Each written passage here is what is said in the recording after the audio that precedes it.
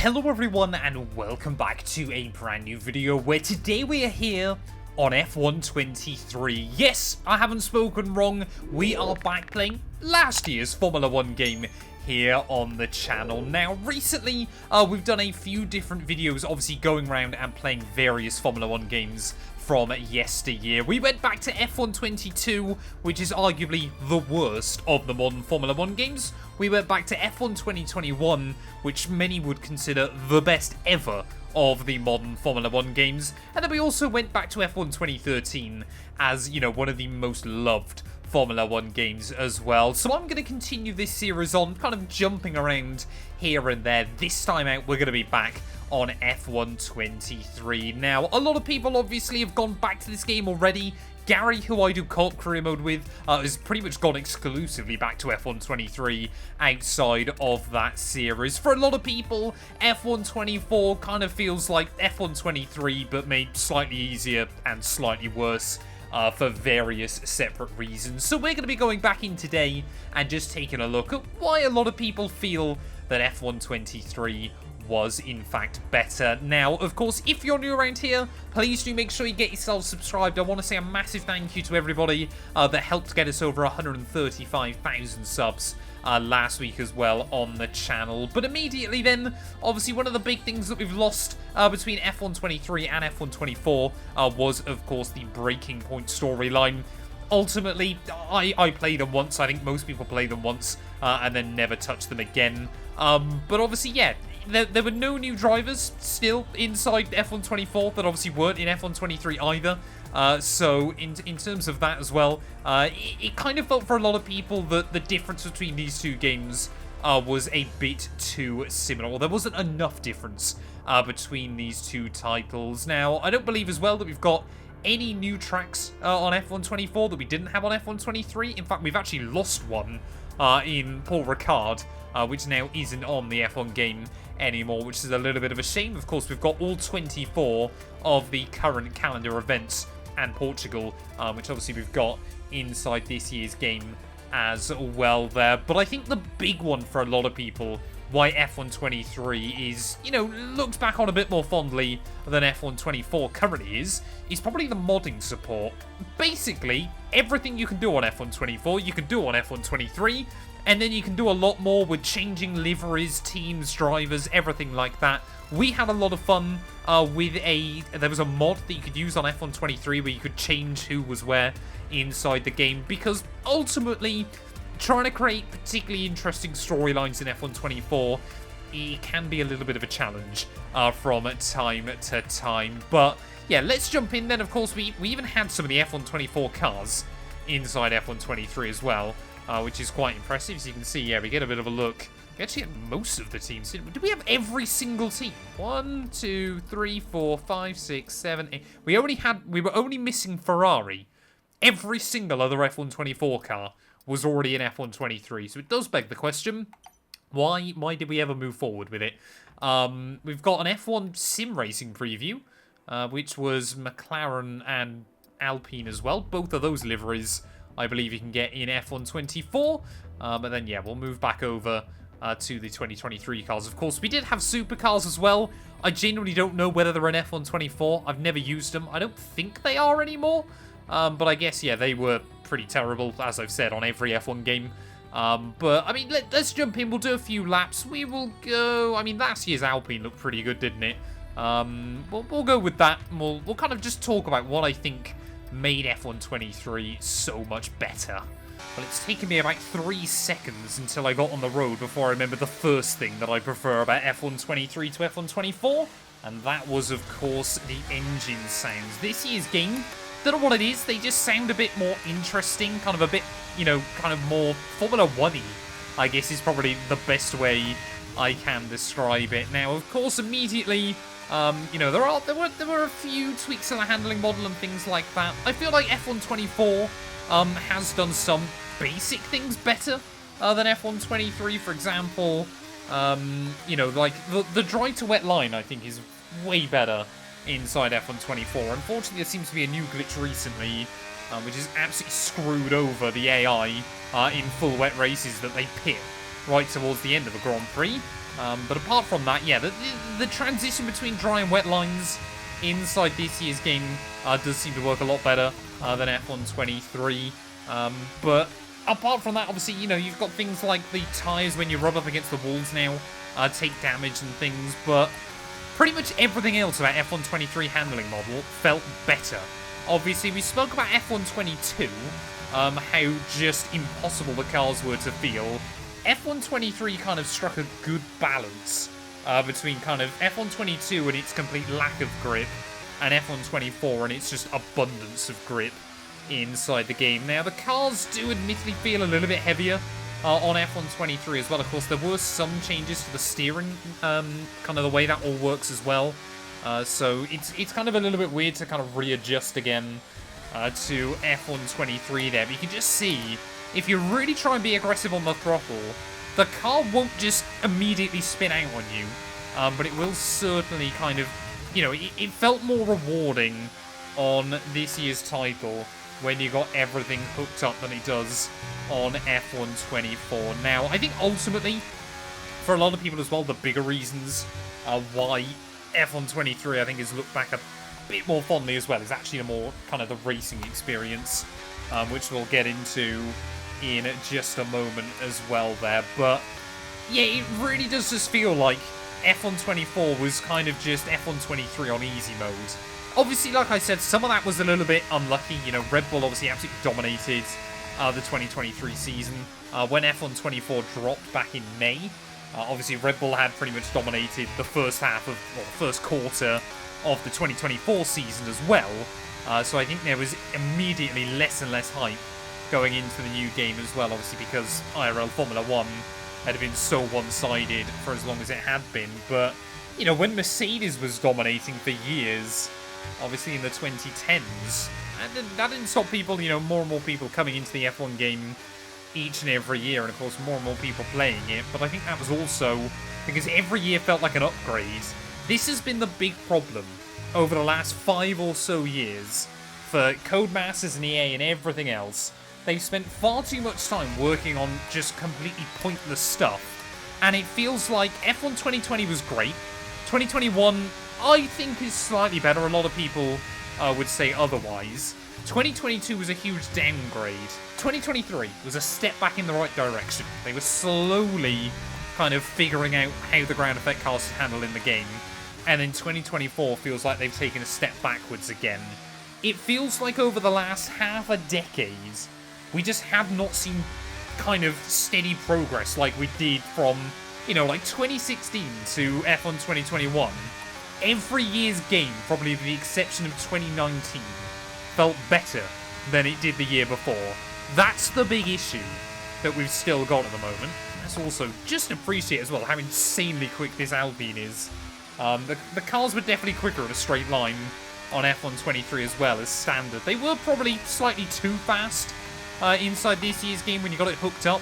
But yeah, you really did kind of get the sense of speed with these ground effect cars as well. Obviously, this was before we saw some of the battery and ERS changes as well there. But yeah, the handling model just kind of feels more complete than F124's. You kind of get more... It kind of feels more in depth as well. You kind of got a greater understanding of what the car is doing, and that kind of allows it, obviously, to be more challenging, but kind of feel more rewarding all at the same time. Unlike F122, that was just a guessing game, F123, it does just feel good, and I think that's probably the best thing about it. Let's head over. Actually, I want to try and do one clean lap first, but then we'll head over, and we'll say do like a 25% race or something like that. I think for this one, obviously, the only new track... Oh, no, we did get Qatar and Las Vegas added on F123, but I think we'll do a race at Las Vegas and just appreciate the insane speeds these cars had. Well, here we are then down on the grid as well, and of course, I would have said up until recently that F124, to its credit, is way less stuttery than F123, but this game there seems to be more and more FPS drops as of late. No idea how Red Bull have ended up so far down the order, but it is going to be 5 lights, and away we go then here in Vegas. I mean, just trying to be nice and easy with the throttle down at turn 1. I will give EA and Cody's credit as well. I think, obviously, when we got announced that Vegas would be on the calendar and we first saw the track map and everything, obviously, this game came out way before the actual race happened at the end of the year. I'll be honest, I kind of half expected EA to completely butcher it. But ultimately, yeah, they've really had to make very few changes between the F123 variant of this circuit and the F124 variant. I think there's literally just a couple of tweaks to some curbs, and that is about it. There is already George Russell running away at the front of the field there as Lance Stroll and Fernando Alonso battle behind him. Now, other little things, I prefer the HUD. F123's HUD was definitely better as well than F124, so it just looks a bit more crisp. Of course, that is more of just personal aesthetic choices and things like that. But yeah, F124, I just don't think the HUD anyone has particularly enjoyed on this year's game either there. But as we make our way then out onto the straight, let's just try and see what sort of straight line speed we can get out of the car then. Of course, we've got no DRS assistance just yet. This is a bog standard car, and we're almost up to 220 miles an hour as we try and have a look around the outside of obviously what was a rookie Oscar Piastri last season. I reckon next year, this is my bold claim, I reckon Oscar Piastri could be a shoo-in for the Drivers' World Championship if Red Bull fail to kind of deliver a decent car once again for Max Verstappen there. But yeah, I've only set it to a 5-lap race for this one because ultimately I felt like, yeah, the 25% races we've done in other videos, probably just a bit too long. You guys kind of get the idea of everything as well there. But I mean, I like Vegas. I think, you know, they've done a pretty good job with modelling inside this game. The Ferrari power unit, I must admit, doesn't sound as good as the Renault's. It still sounds way better than it does on F124. I've still got no idea why on earth they've changed the sound to what they have inside F124. There is absolutely throwing the car over the curbs past the sphere. But yeah, I mean, this game obviously did introduce a couple of other cool things as well. 35% races, which obviously we now use quite a bit inside F124. I think that was quite a welcome addition, and for a lot of people has been very, very enjoyable. A bit more strategy than your 25% Grand Prix, but obviously not as long as your 50% races. As I forgot as well, actually, how early the detection point is for the DRS down the straight inside this game as well. So we've got to be a bit more careful next time round, as we are going to be vulnerable to Max Verstappen now. I'll say again, though, I do think the battery usage inside F124 is more fun. Not for the AI, though. So if you didn't know, obviously we've complained about it right the way for F124. They have never quite fixed the DRS trains inside this year's title. That is because the AI, and I'm not making this up, the AI obviously have to be retrained every single year to obviously handle, you know, the new speeds, everything like that. They never got retrained to use the new ERS that obviously harvests more and things like that, and obviously you can harvest going in a straight line. So the AI simply don't know how to manage battery inside F124. That's why they all basically do the same thing every single race, and then normally it's the guy at the front of the train that's got no battery by the time we get round to the final lap as well there. So that's genuinely why F123, the AI, are better than F124, because they genuinely got trained on this year's game, unlike, obviously, yeah, the newest version of the F1 titles as well. Now, of course, I can talk about the other little bits and pieces as well. You know, I say it in every single one of these videos, my feelings aren't going to change. EA, if you're watching, stop wasting time trying to make F1 World work. Just improve career mode, just improve online, and fix those things. Nobody cares. Nobody cares about F1 World. If you want to try and throw in liveries that people can unlock and things like that, because we're going to go 3 wide down the strip, that's a bit scary. You know, that's all well and good there. I mean, there's no way F124's AI would do this. They were definitely more dynamic on last year's game as well there. I mean, Oscar Piastri threw that in over the curbs, kind of forced Verstappen and I into a collision there. That's another thing. Just career mode on this game was a bit more dynamic, a bit more interesting. The AI could do a bit more kind of in races as well, which I think made a big difference for a lot of people as well. You know, again, I think that's why Gary's gone back to this game.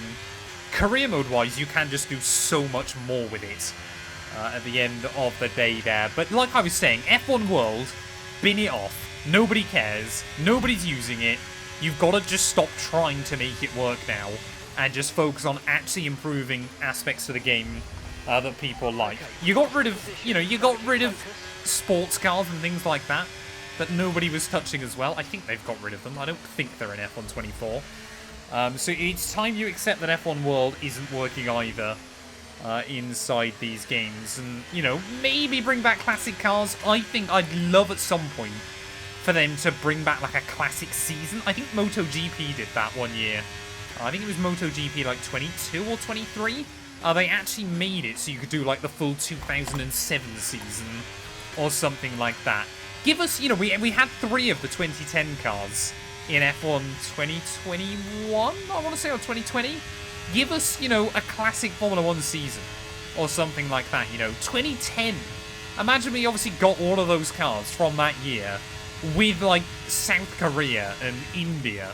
And although India wasn't on the calendar in 2010, but besides the point, that kind of thing would be so cool. Focus on stuff that people actually want to play with, rather than F1 World and unlocking...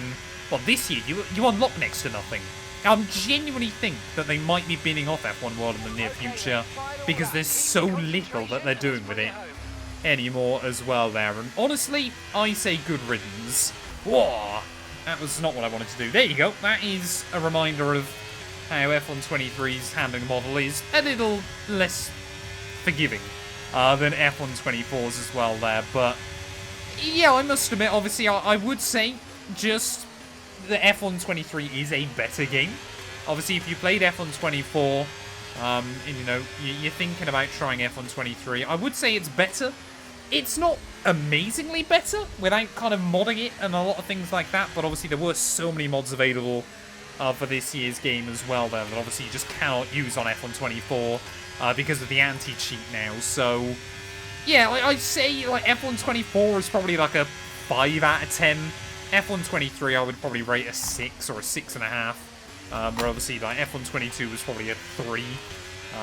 And like 2021 and 2020 were probably like 9.5s out of 10 there as well. But can we try and get back Max Verstappen despite the fact I've lost most of my wing? This is actually quite a cheap method you could do in this game.